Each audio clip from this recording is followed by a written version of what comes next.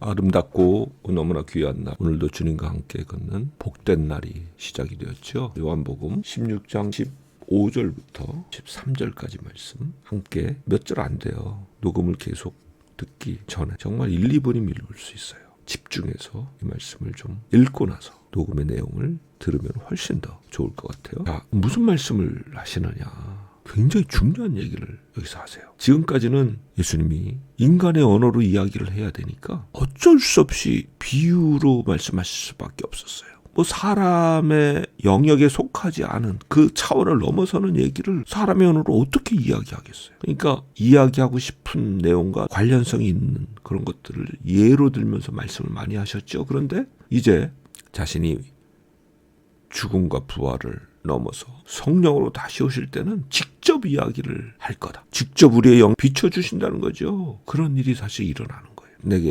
성령이 임하셨을 때 그냥 하나님이 보이는 것 같았어요. 빛으로.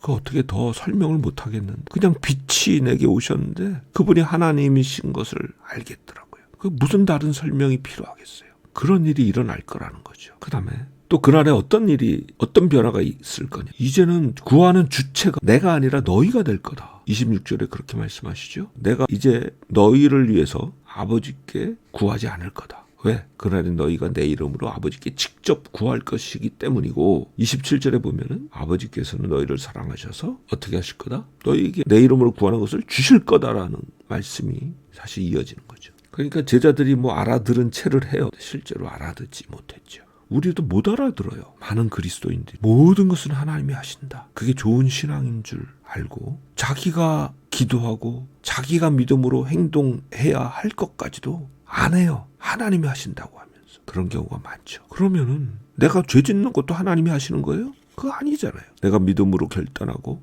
주님을 순종하기 위해서 애쓰고 죄를 이기려 하고 물론 주님의 능력을 의지해서 그건 내가 하는 나의 몫이에요. 내게 맡겨주신 몫이죠. 마찬가지로. 하나님께 기도하고 하나님의 응답을 구하고 그거 내가 하는 몫이라고요. 근데 너무나 많은 그리스도인들이 그냥 기도 한마디 해놓고 아버지 뜻대로 되게 해주세요. 아버지 뜻대로 되는 줄 알아요. 천만의 말씀. 그렇게 쉬운 거였으면 성경에 보이는 바울은 그렇게 자적으로 기도했을까요? 자신을 복음을 순종치 않는 자들에게서 구원해달라고. 왜 그렇게 결사적으로 기도했을까요? 그 기도의 몫은 자기의 해야 될 부분임을 알고 있었기 때문이에요. 예수님도. 왜 그렇게 싸적으로 아버지 뜻, 즉 자신의 일을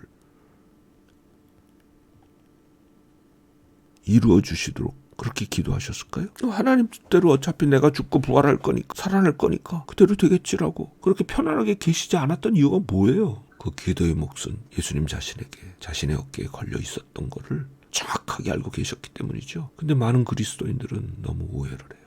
심지어 흔히 불리는 복음성과 가사마저도 우리를 오해하게 만들어요. 누군가 널 위해 기도하네. 내가 홀로 외롭고 마음이 무너질 때 누군가 널 위해 기도. 로마서 8장 26절 27절 말씀을 근거로 해서 가사가 쓰여졌다고 했는데요. 가사를 쓴 분이 사실 이 성경 말씀을 오해했어요. 이 성경 말씀은요. 8장 전체 그리고 로마서 전체의 문맥 속에서 읽어야 되는 거거든요. 그 문맥 속에서 읽을 때 여기서 성령이 말할 수 없는 탄식으로 우리를 위하여 간구하시느라는 그렇게 번역이 되어 있는 단어는 중재하신다. 중보하신다. 중간에 우리와 하나님 사이에 서서 우리가 어떻게 기도해야 될지를 인도해 주시고 가르쳐 주시고 이끌어 주신다. 왜? 우리가 어떻게 기도해야 될지를 알지 못하기 때문에.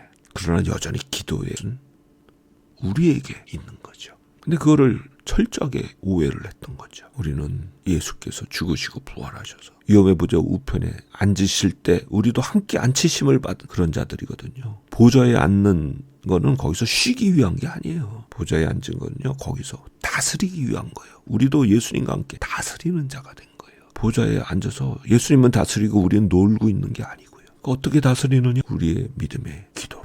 이 땅을 지배하시는 주의 능력의 통치가 우리의 기도를 통해서 우리 삶에 우리 변에 있는 도움을 필요로 하는 분들의 이 땅의 책에 임하시도록 기도하는 몫이 우리에게 주어져 있는 거예요. 예수님도 아버지 뜻대로 되게 해주세요. 그렇게 기도하지 않았나요? 라고 질문할 수 있어요. 겟세마네 동산에서 하신 기도 들면서. 근데 잘 생각해 보세요. 예수님은요.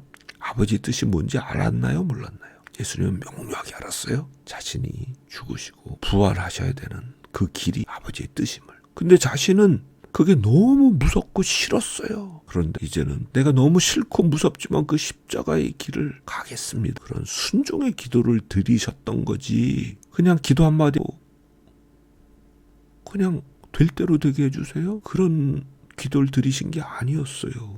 우리 자신의 삶에, 그리고 우리가 사랑하는 사람들의 삶, 고통스러운 문제가 있다. 그걸 이길 은혜를 우리에게 주셨잖아요. 그렇죠? 예수께서 아버지께로 가셨기 때문에, 그리고 이 세상 임금이 심판을 받았기 때문에 그거를 성령께서 끊임없이 우리와 함께 증거하시죠. 의에 대하여 심판에 대하여 세상을 책망하시리라, 사람들을 책망하시리라.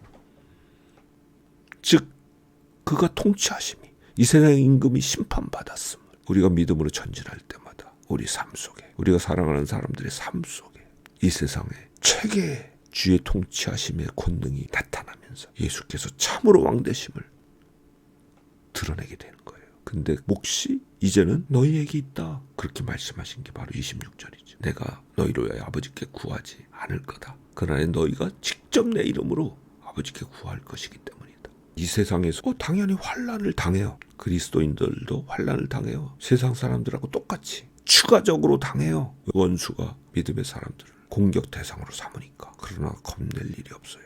그 원수는 이미 심판받은 원수예요. 내가 세상을 이기었노라 말씀하셨잖아요. 그게 끝이 아니라고 했죠. 그러므로 너희도 나와 함께 세상을 이긴 자다. 그러니까 담대하라. 왜 이 말을 너희에게 하느냐? 너희 속에 평안이 있게 하기 위해서. 세상을 이기신 주께서 우리 속에 계시니 그 평안을 우리가 누리면서 오늘도 우리에게 주신 놀라운 능력과 권세로 주님 앞에 포기하지 않고 기도하면서 우리 자신의 삶, 우리가 사랑하는 이들의 삶에 그리스도의 놀라운 통치의 권능이 나타나고